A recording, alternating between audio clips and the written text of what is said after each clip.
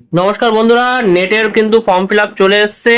তো চলো তাড়াতাড়ি করে দেখে নিই যে কিরকম কি ব্যাপার রয়েছে। তো প্রথমে বলি যে এক্সাম যে মোড হবে সেটা হচ্ছে সিবিটি মোডে। টোটাল 85 সাবজেক্টের উপরে এক্সাম হবে।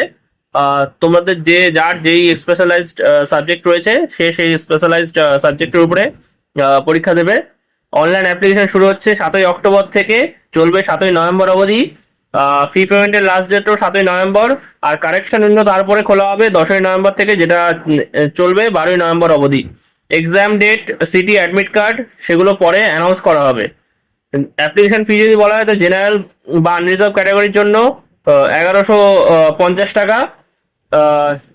ইডাব্লিউএস, ওবিসি, এনসিএল এদের জন্য 600 টাকা। আর বাদ বাকি যারা রয়েছে রিজার্ভ ক্যাটাগরি তাদের জন্য 325 টাকা। আচ্ছা, যদি ইম্পর্টেন্ট ইনস্ট্রাকশনে চলে আসা যায় তাহলে অ্যাপ্লিকেশন মোড কিন্তু শুধুমাত্র অনলাইনেই করা যাবে।